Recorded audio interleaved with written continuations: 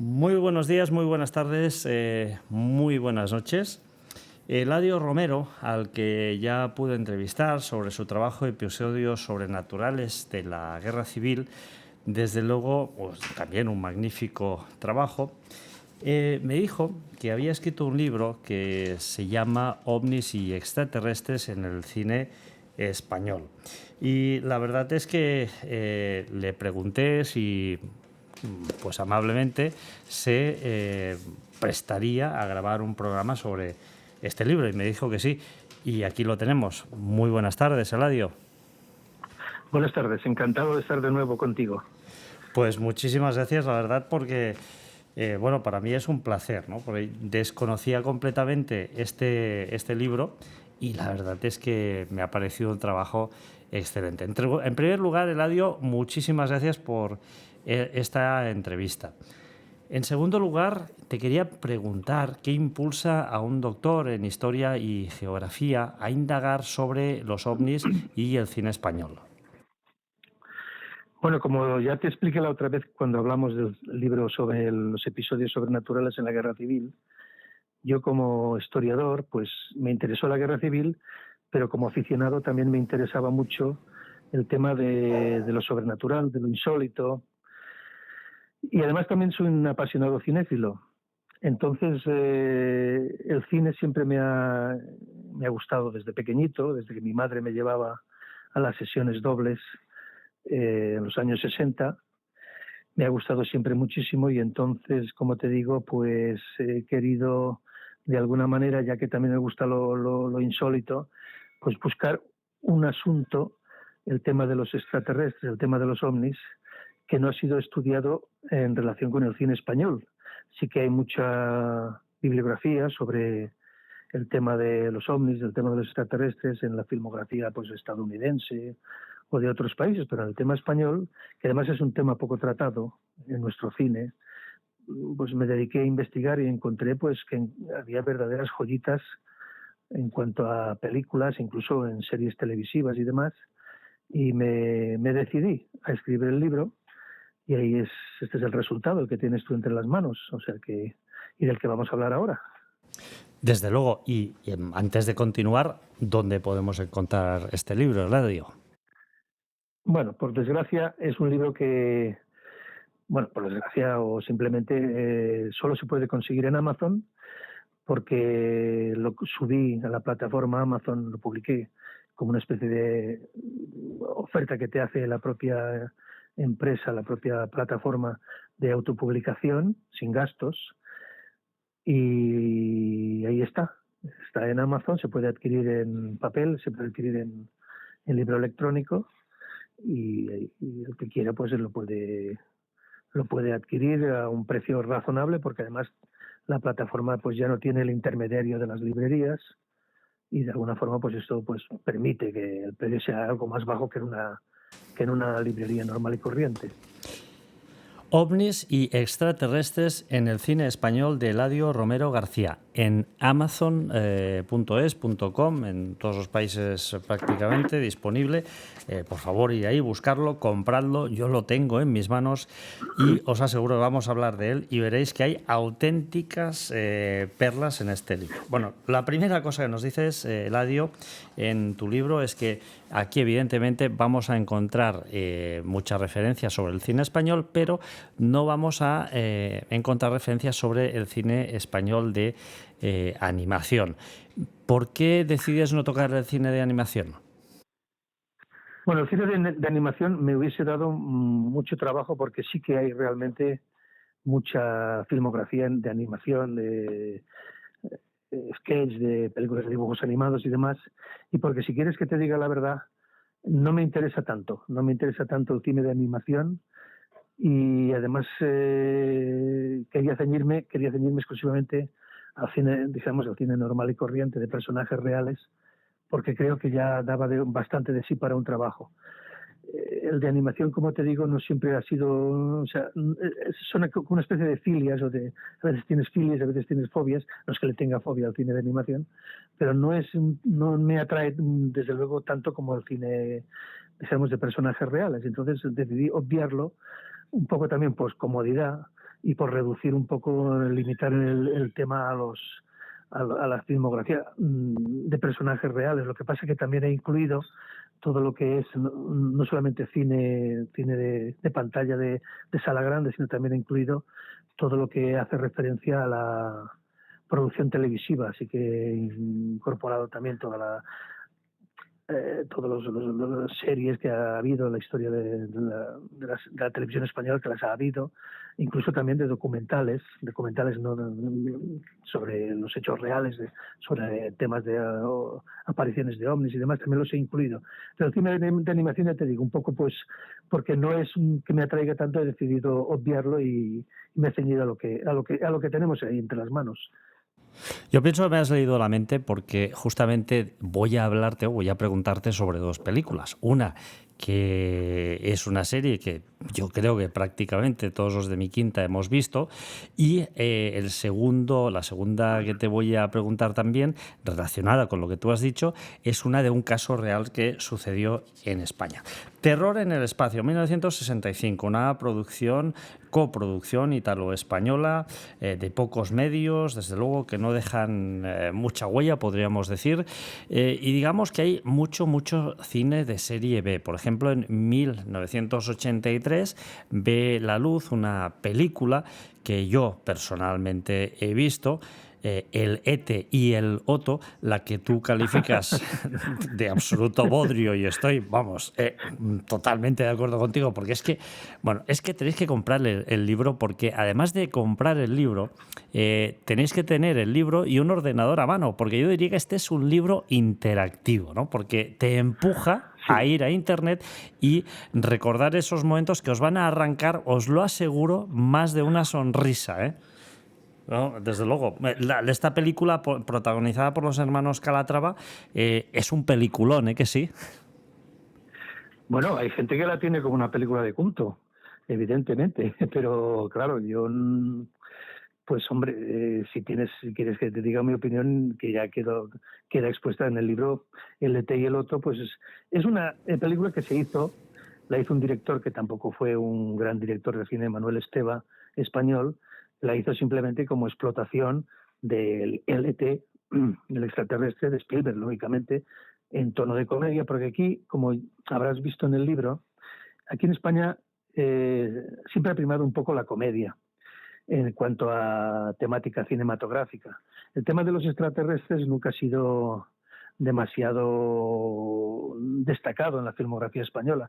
En el libro recojo 37 películas relacionadas con el tema de los ovnis y los extraterrestres realizadas en España o en coproducción, como la que has mencionado antes, de Terror en el espacio, y te tengo que anunciar que ya me falta una, porque en el año 2022 se estrenó otra película sobre el tema de los extraterrestres que se titula La paradoja de Antares, que es de un director muy experto en temas de efectos especiales, se llama Luis Vaya. Tinoco.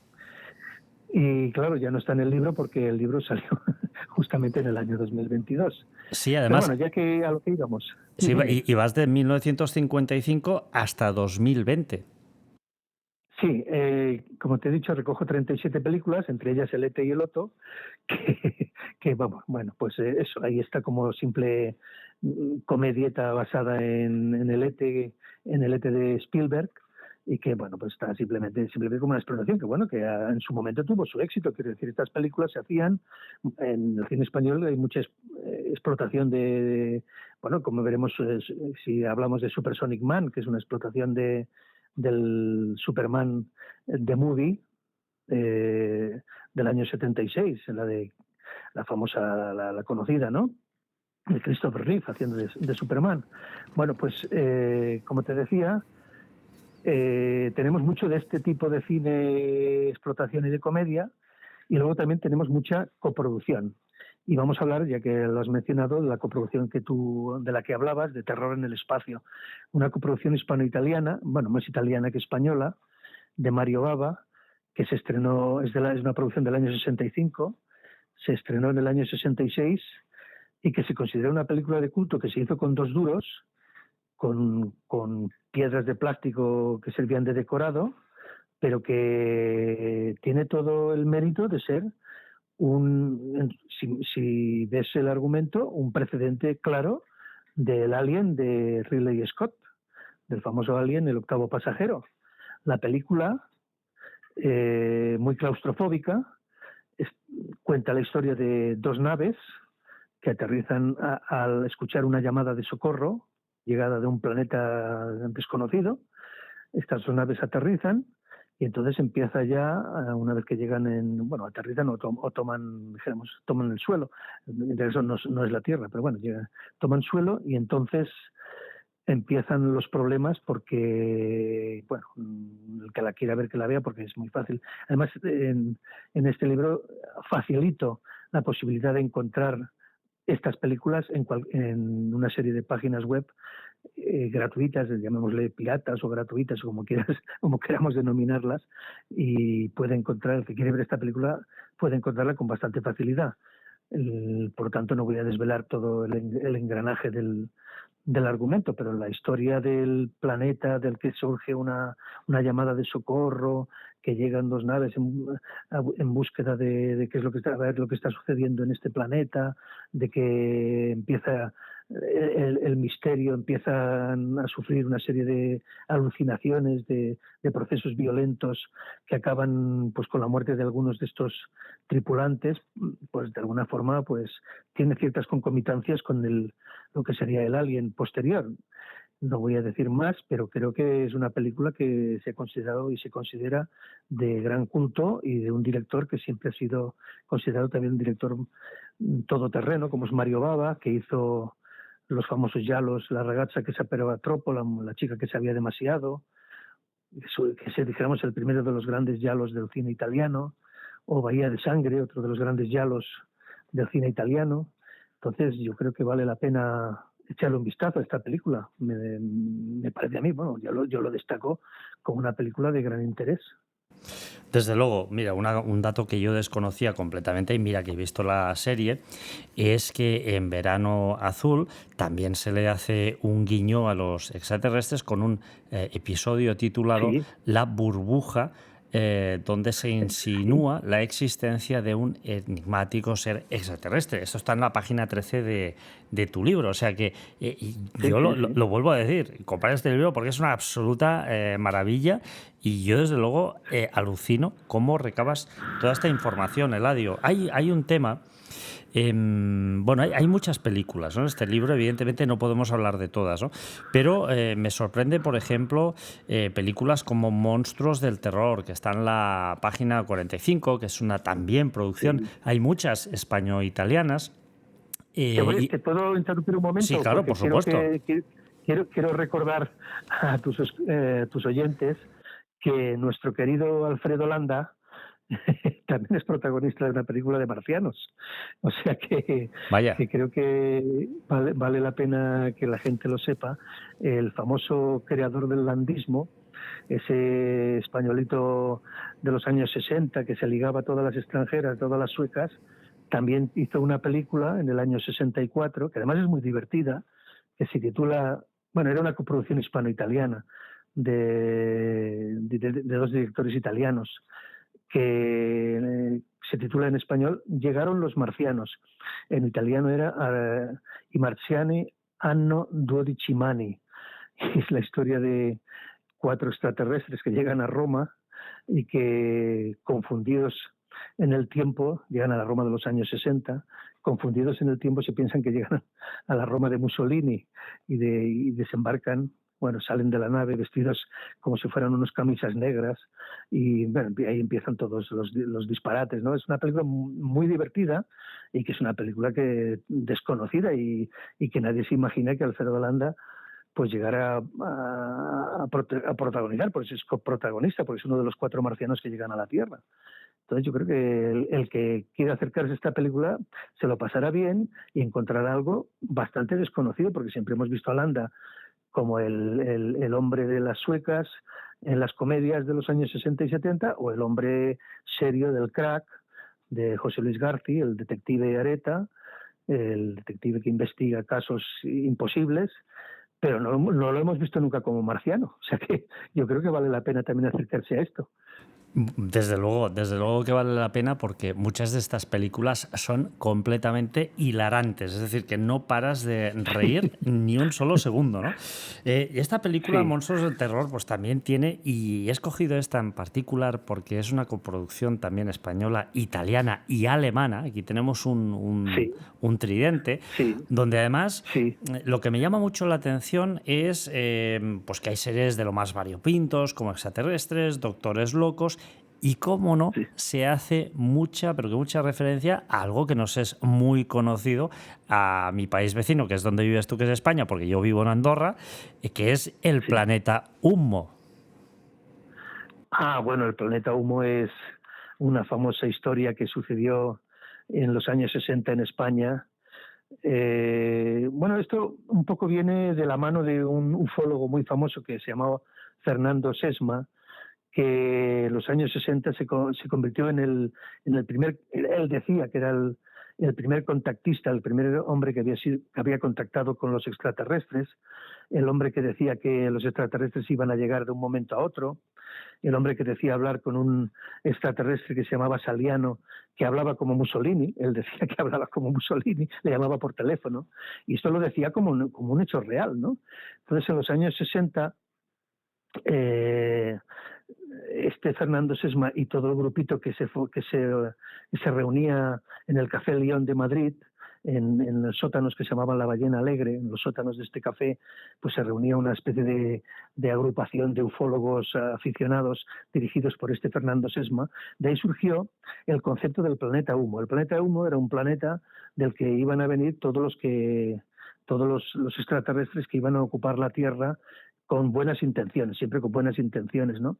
Entonces se vieron en Madrid, me parece que fue en el Escorial, no recuerdo el año, si fue en el año 73 o 74, se dice que se vio la imagen de un platillo volante que llevaba dijéramos, una especie de icono que se identificaba como la matrícula del planeta Humo. Bueno, si las películas que vemos en este libro son hilarantes, pues lo que pasó en la realidad más hilarante todavía, porque ya te digo, todo esto era una especie de invento que se hicieron esta agrupación de ufólogos madrileños sobre la existencia de este planeta, que luego pues se vio que todo esto era inventado, que todo esto era, el propio Sesma llegó de alguna forma a renegar de todo lo que había dicho sobre el planeta Humo, sobre el marciano Saliano, sobre la famosa piedra de Marte que descubrió una especie de un enfermero que se llamaba San Martín, que se la encontró cuando paseaba por Madrid de noche, de madrugada, se había encontrado una piedra que le había dado un marciano. Bueno, es que se han creado tantas historias sobre esto que de verdad se podrían hacer no 37, sino 37.000 películas, a cuál más impactante. De hecho, si quieres, luego podemos hablar de cómo esta obsesión por el tema ovni de los años 60 y 70 llevó a algunas personas al suicidio, y de ahí sale una película muy famosa, bueno, muy famosa. No te adelantes, que te voy a preguntar sobre esta película. No te adelantes. Pues luego hablaremos de esa película. Pues mira, y tienes toda la razón, ¿eh? Yo escuché varias grabaciones sobre estos supuestos humitas y te tengo que decir que ya me daba la risa, y hace unos cuantos años, pues imagínate, por estas cosas, pues poca seriedad se nos otorga a los ufólogos, ¿no? Que intentamos investigar la ufología desde una vertiente un poco más seria, ¿no? Mira, vámonos al año 74 y luego nos iremos al 79. Vamos a hablar primero de El hombre perseguido por un ovni, y luego hablaremos sobre Supersonic Man, que esta yo te lo digo, mira, en fin, ahora hablaremos de ella porque yo es que me dio un ataque de risa. 1974, El hombre perseguido por un ovni. Que además esta película la sufraga el padre del director, que es Juan Carlos Olaria, que justamente se llama igual que o sea, el hijo se llama igual que el padre, que también se llama Juan Carlos Olaria. Y además que Sí. el propio padre interpreta el papel de comisario. Es una De un trama comisario, sí. exactamente Sí, sí. muy compleja que consiste en la abducción Sí. de Alberto, que es un escritor, podríamos decir, de 3 al cuarto. En fin, otra película también que tiene su INRI. Bueno, esta película es un despropósito completo. La verdad es que la gestación de esta película ya tiene tela, ¿eh? Porque este Juan Carlos Olaria, un cineasta zaragozano que había hecho algunos cortos, se empeñó en producir y, bueno, en dirigir y producir una película, un largometraje, ¿no? Entonces, claro, él tenía un argumento que pues sinceramente era un argumento bastante pobre, en el sentido de que, como tú bien has dicho, era la historia de un escritor, este Alberto, al que los extraterrestres se fijan en él porque lo consideran como un personaje. Claro, la historia es muy confusa, ¿no? Que puede salvar al planeta del que ellos proceden, ¿no? Entonces van en su busca y este hombre, este Alberto, pues se encuentra en una situación de que le salen al paso una serie de mutantes, porque esos extraterrestres vienen, ellos, y a la vez vienen con una especie de robots, unos mutantes, que son los encargados de raptar, de secuestrar al escritor, a Alberto. Alberto, al que curiosamente aparece en el libro, perdón, en la película aparece la ficha de este Alberto, ¿no? Y aparece como escritor pobre y viudo. Y además la ficha está en papel. ¿Tú crees que los extraterrestres van con una ficha de papel en el que aparezcan conceptos de viudo y escritor pobre? Madre Pues mía. sinceramente, solo con eso pues ya te explica un poco todo el sentido de la película. Pues este hombre con este argumento quiso hacer esta película, quiso sacarla adelante entre los años 74, 72, 74, no había manera de sacarla adelante. Como tú bien has dicho, su padre le sufragó la producción, que fue muy baratita, muy barata para la época, para la época 1.700.000 pesetas, dejamos una producción floja, pero tampoco nada. Su padre hizo ahí un esfuerzo, ¿no? La tuvo que rodar en 16 milímetros, que lo normal es que en esa época se hiciera en 35 milímetros. Pues bueno, hizo la película como pudo. Él mismo hizo los efectos especiales que tienes que ver en esta película, como un Simcamil queda suspendido sobre la Tierra en el espacio, flotando en el espacio. Un Simcamil, Eso es de la buenísimo, época. eso es buenísimo. Y no hablemos de los toques eróticos. Ah, sí, bueno, pues claro, evidentemente tenía que introducir, cuando se estrenó en el año 76, pues la presentó en el Festival de Sitges y luego en algunos cines de Madrid, perdón, de España en general, y alguno de Madrid sí, en muy pocos cines, la verdad, tuvo muy poca resonancia esta película, pero bueno, introduce cómo este Alberto tiene un amante, bueno, pues así gratuitamente aparece un desnudo en la bañera, en la ducha, para que se vea que, pues un poco como estamos entrando en la etapa del destape, ha muerto Franco, y de alguna forma pues quiere atraer al público. Pues aun con todo, ni por esas. La película no tuvo ningún éxito, no tuvo ninguna resonancia, aunque él, RQR, este Juan Carlos Olaria, RQR, hizo una segunda parte, tiene una segunda parte, que aún es más espatarrante que la primera, que es El hijo del hombre perseguido por un ovni. Es Ostras. una película que fue haciendo entre los años 2016, 2017 y la terminó en el año 2020 y la presentó en el Festival de Sitges. El hijo del hombre perseguido por un hombre. Imagínate tú la historia de unos extraterrestres que van buscando ahora al hijo de aquel Alberto, que no habían podido coger ya en la primera película, no lo habían podido pescar, pues ahora va buscando al hijo porque se ve que este es una especie de persona que no sé por qué razón, bueno, la película tampoco lo deja muy claro, porque esta persona puede salvar a los extraterrestres del mal que les afecta. Pues bueno, esta vez caen en Cataluña. En la primera película no se especifica dónde caen, pero en la segunda película caen en Cataluña, y en Cataluña pues ya van con unas intenciones, dijéramos, pacíficas, y no se les ocurre otra cosa que llamar a la presidenta de la Generalitat de Cataluña, que en esos momentos, en el momento de la película, es negra es negra y mujer. O sea, la presidenta de la Generalitat, según la película, en el año 2020, es negra y mujer. Y claro, como le hablan en castellano, la telefonean y le hablan en castellano simplemente para decir que vienen en son de paz, que vienen en busca del hijo de Alberto, como le hablan en castellano, ella se enfada y dice que no quiere hablar con ellos, que ella solo va en catalán. Entonces ellos se enfadan y ni más ni menos que entonces mandan un tsunami que invade toda Barcelona, que inunda toda Barcelona, y se ve en la película, que es una película es muy difícil de ver porque, ya te digo que no se ha estrenado en España, solo se estrenó en el Festival de Sitges. Pero bueno, yo he visto imágenes del tsunami que inunda las Ramblas de Barcelona y es también de risa. Que si este hombre, no sé si es que va de mal en peor o de bien en mejor, porque llega un momento en que sus películas son tan absurdas que es que realmente verlas es una delicia. No, si te las miras sin ningún tipo de prejuicio, ahí disfrutas la mar de bien. Y te lo compro. Esta película no está en tu libro. La del hijo, ¿sí? ¿Está en tu libro? Sí que está. Porque sí la que última de está. 2020 es Espíritu Sagrado, si no me equivoco, ¿no? Espíritu Sagrado, sí. Pues están las dos, ¿eh? Sí, está. Búscala que está. Pues está ahí, vale. Pues mira, hay otra película que aquí me arranca otra sonrisa enorme cuando veo el tráiler.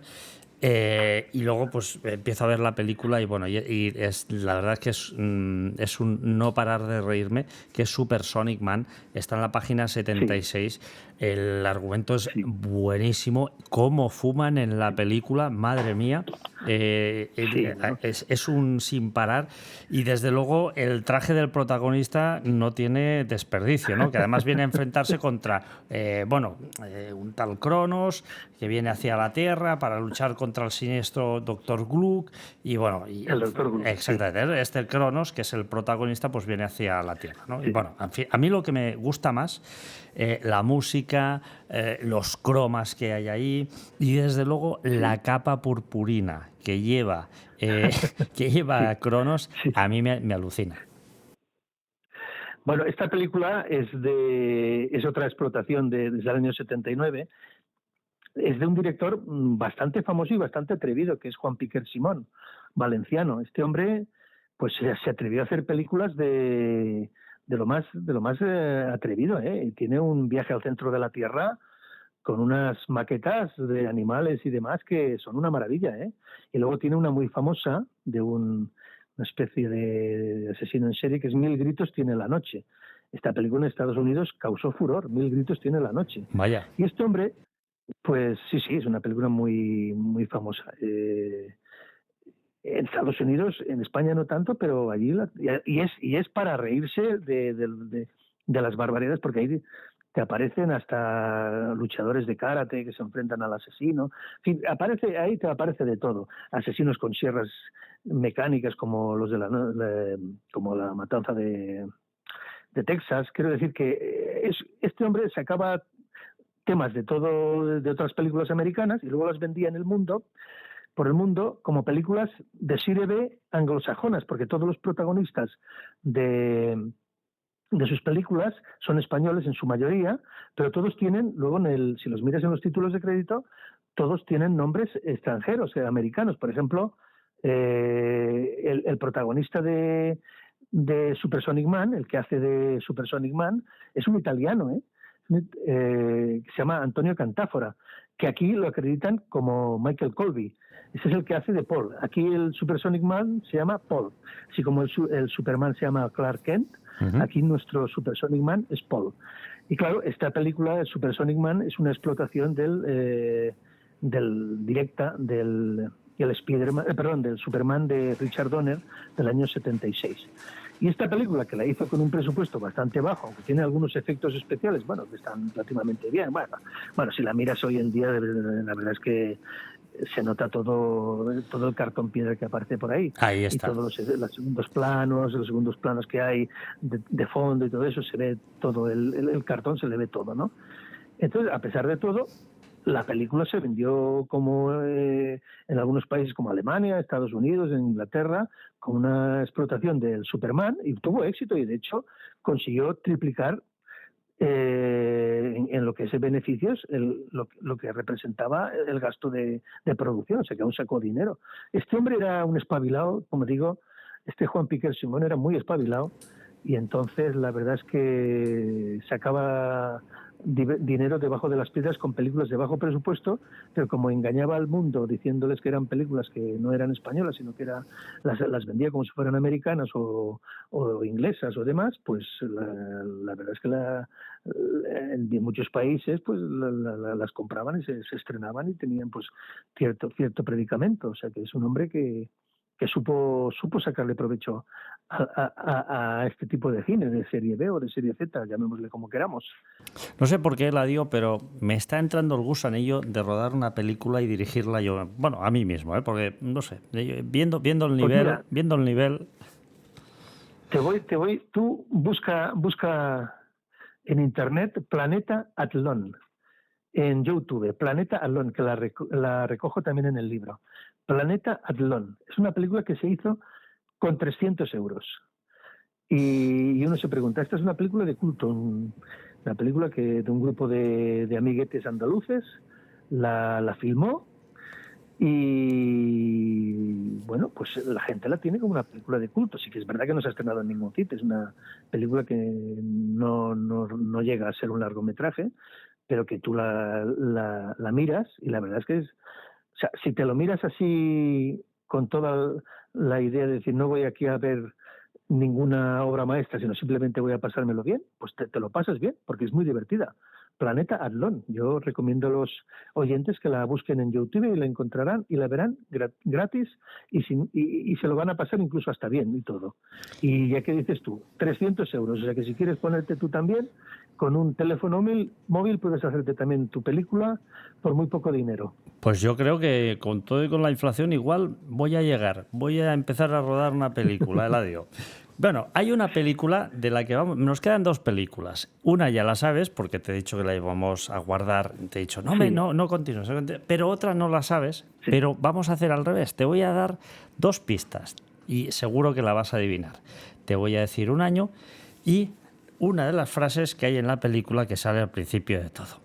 Año 1981 y una frase de una señora que está, bueno, no sé, en una especie de aquelarre, dice, va repitiendo todo el rato, del polvo al parto en 9 segundos. Del polvo al parto en 9 segundos. Yo te aseguro Segundos. que esta película es la cosa más loca que he visto, vamos, yo me quedé completamente en shock.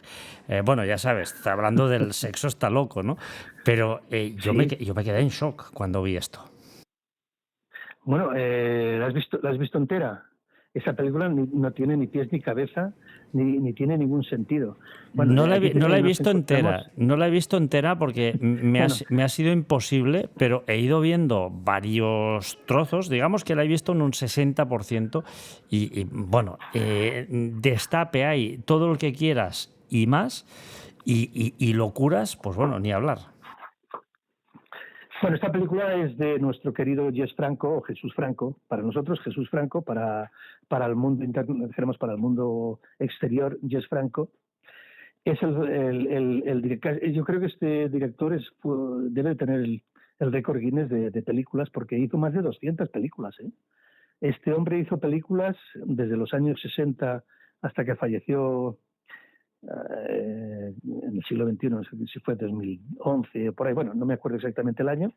Este hombre hizo películas en España, hizo películas en Alemania, hizo películas en Francia, hizo películas en media Europa y, claro, según las circunstancias, pues cuando en España había él le gustaba mucho el fantaterror, tipos de películas de fantasía, de terror, de misterio.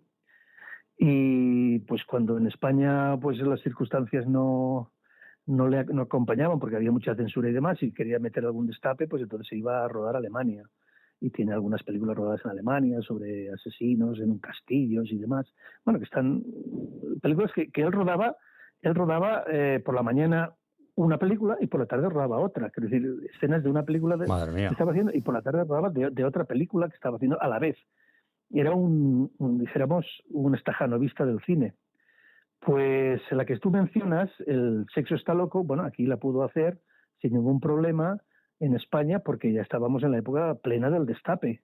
Y entonces, claro, pues dice, bueno, vamos a hacer El sexo está loco. Y aquí nos plantea unos extraterrestres que tienen un problema de reproducción.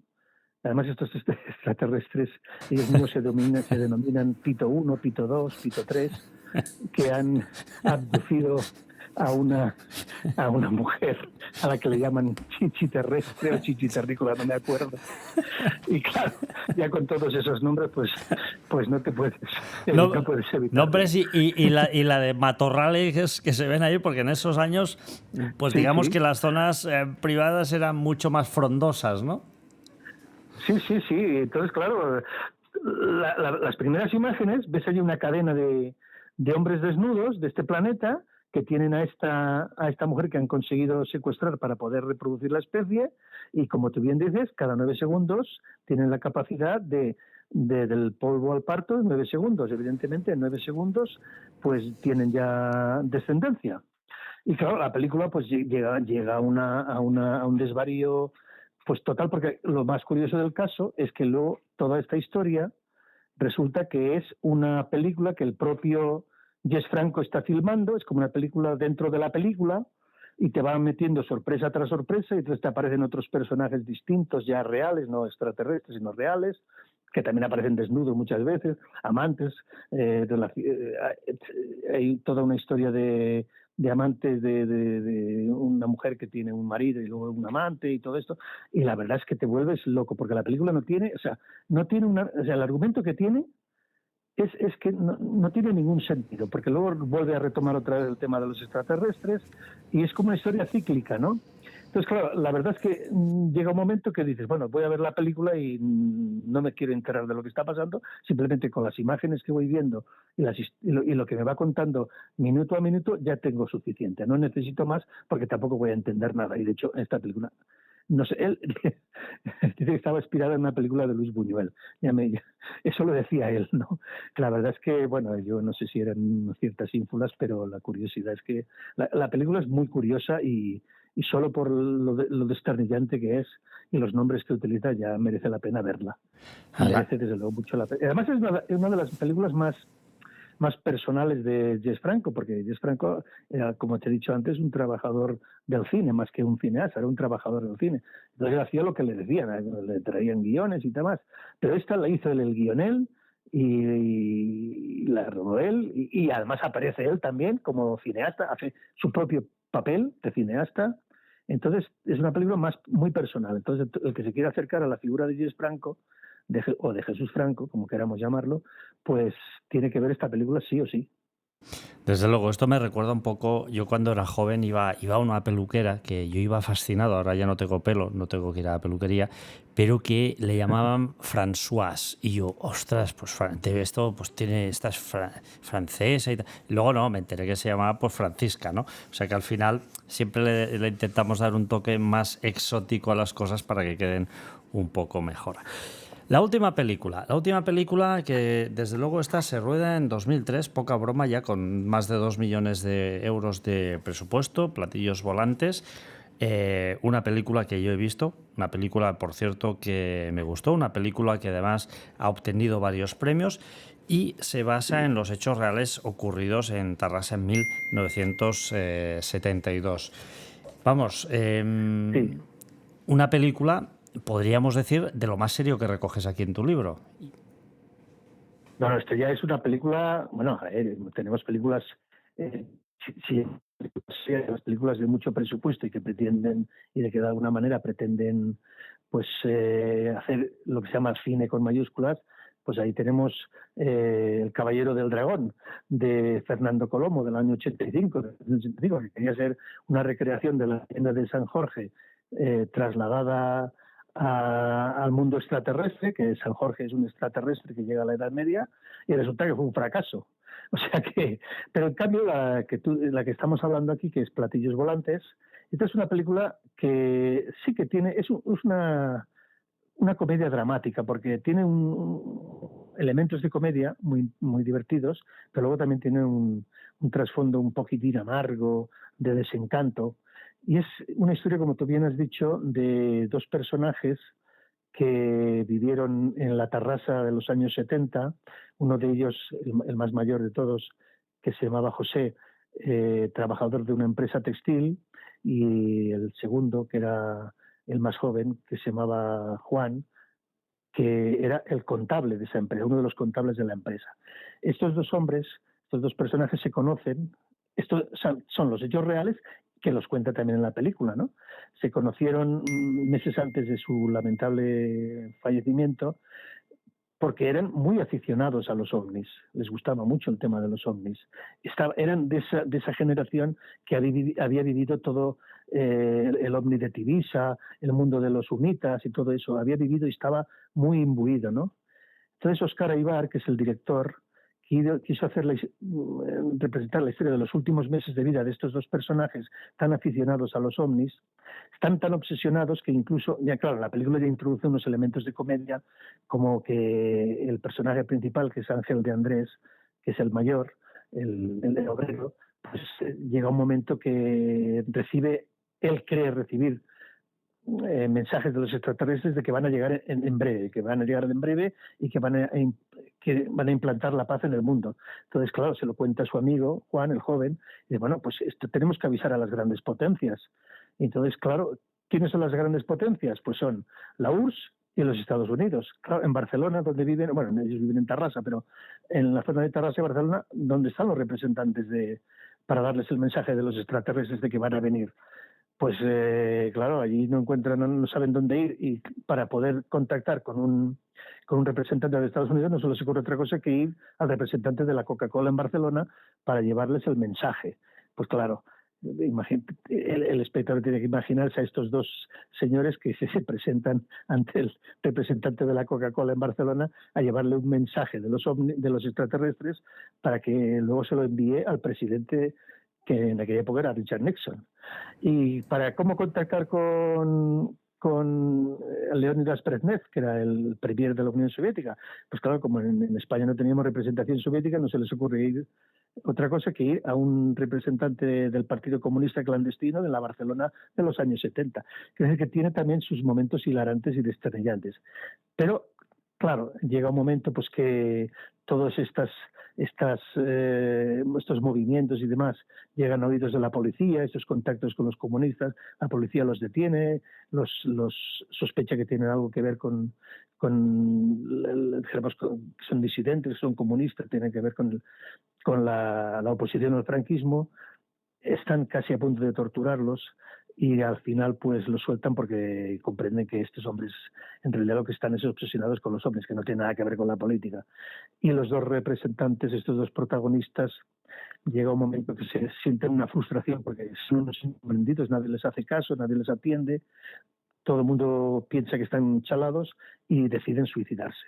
Y esa es la historia real de estos dos personajes que acabaron suicidándose, poniéndose en las vías del tren de la estación de Torrebúnica, en Tarrasa, una estación que se convirtió en una estación mítica para los aficionados a la ufología, la estación, porque dice que desde ahí se han hecho avistamientos de naves, y mueren por suicidio, atropellados por el tren, y ellos creen que esa es la única forma de poder viajar al mundo de los extraterrestres, es muriendo, suicidándose, porque el mensaje que han recibido es este, ya que la Tierra no los acepta, no quiere saber nada de la llegada de estos alienígenas, pues por lo menos ellos sí que van a ir a ellos.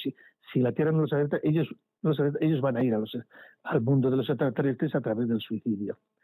No sé si sabrás que este tipo de suicidios tiene unos años después, creo que fue en el año 78, en la provincia de Lleida, también en un pueblecito que se llama Artesa, otros dos suicidas llegaron a imitar a estos dos personajes que se suicidaron en Tarrasa. También hubo otro suicidio similar en la provincia de Lleida, a 10 kilómetros de Lleida. Pues no lo conocía. Pues sí, se quiere decir que esto de los extraterrestres llegó a un extremo de histerismo en España, que hubo gente que realmente llegó a enfermar, llegó a tener problemas psicológicos con esta obsesión y demás. Bueno, y simplemente como curiosidad, el mismo Óscar Aybar, el mismo director de Platillos Volantes, años después hizo la única película del tema extraterrestre española que está centrada en el tema de la guerra civil. También tenemos Guerra Civil y Extraterrestres, que es El Bosque, que es una película que pasa en un pueblecito de Cataluña en plena guerra civil. Claro, este pueblecito en Cataluña está en la zona republicana, el protagonista es un campesino de derecha, tiene miedo y demás. Luego llegan los, eh, los franquistas, bueno, pero él se ha escapado, ha conseguido escapar a través de un bosque, que es como una especie de una puerta a otra dimensión, que es otro planeta. La verdad es que es otra película también muy interesante, vale la pena también visionarla. El Bosque, de Óscar Aybar, tanto Platillos Volantes como El Bosque. Para mí son dos películas que valen mucho la pena de ver. Pues sí, la verdad, no dudes que las veré. Este caso, el de Tarrasa, me recuerda mucho al caso de Manuel Pereira Cruz y Miguel José Viana en Brasil, que murieron también con Sí, unas máscaras de plomo, y la verdad es que nunca se ha aclarado exactamente qué pasó cuando se encontró esa historia es muy rocambolesca, sí. Se fueron al monte, se llevaron unas máscaras, fueron a comprar agua a una mujer en un bar vecino, dijeron que iban simplemente a pasar un rato por ahí, luego aparecieron ahí como asfixiados. Sí, es una historia bastante truculenta también. Y desde luego está también muy relacionado con el tema OVNI, puesto que también en ese caso aparece el tema OVNI, ¿no? En fin, Eladio, no te voy a robar más tiempo. OVNIs y extraterrestres en el cine español de Eladio Romero García. Eladio, recuérdanos dónde podemos encontrar este libro. En Amazon, ¿no? ¿Me has dicho? Amazon. En Amazon. Vale, pues oye, ya sabéis, OVNIs extraterrestres en el cine español, solo hemos sobrevolado por algunos de los 37 películas fichas. A mí me gusta mejor llamarlos fichas porque además hay una cosa que es muy interesante, Eladio, en tu libro, que es que trata esas películas exactamente como fichas, ¿no? Es decir, tenemos el año de producción, la fecha de estreno, la duración, la producción, distribución, dirección, montaje, guión, y luego pues tienes la sinopsis, ¿no? Evidentemente pues también con todos los premios, géneros y esas webs de visionado. Bueno, es el canon clásico de Film Affinity y de todas estas páginas, pero más extendido para que el lector tenga mucho más información, sí. El canon propio de este tipo de informaciones cinematográficas. Bueno, pero en Film Affinity no vamos a encontrar una rúbrica donde se nos diga cine español y ovnis. En cambio aquí sí, y este trabajo te aseguro que es una absoluta maravilla y que desde luego en muchas ocasiones cuando las personas vean las películas les va a arrancar más de una sonrisa. Por cierto, hay películas evidentemente pues como la que hemos tratado ahora, ¿no? Que son para mí películas muy rigurosas, con mucho valor también histórico y que tratan el fenómeno desde una óptica pues más histórica y que también son muy interesantes. Eladio Romero García, muchísimas gracias por esta entrevista, por este tiempo. Bueno, nada, a ti, yo encantado, ya sabes, cuando tenga otro libro hablamos y comentamos el tema, porque estoy también con otro como una especie de continuación de episodios sobrenaturales de la Guerra Civil, estoy con un episodio sobrenaturales en la posguerra. Vaya, ¿y este cuándo lo vas a tener? Estoy redactándolo. Muy bien. De las ganas que le ponga, pero bueno, estoy muy interesado en arrancarlo pronto. Pues desde luego también recordamos este primer trabajo que fue gracias al que te conocí. Por cierto, un trabajo estupendo que también, ¿dónde podemos encontrar episodios sobrenaturales de la Guerra Civil, Eladio? Bueno, pues hay librerías, hay en Amazon, Casa del Libro, en la editorial Almuzara de Córdoba, que es la que lo publicó. Creo que aquí ya hay más posibilidades. Simplemente con poner episodios sobrenaturales Guerra Civil ya te salen todas las librerías online, virtuales, o Amazon, o Casa del Libro, o CENAC, o la propia editorial. Aquí es más fácil de encontrar. Repito, ovnis y extraterrestres en el cine español y episodios sobrenaturales de la Guerra Civil de Eladio Romero García. Eladio, muchísimas gracias por esta entrevista y espero en breve tener tu nuevo libro entre mis manos para poder hablar de él. Pues nada, muchas gracias a ti, encantado, como te he dicho. Muchas gracias, Eladio.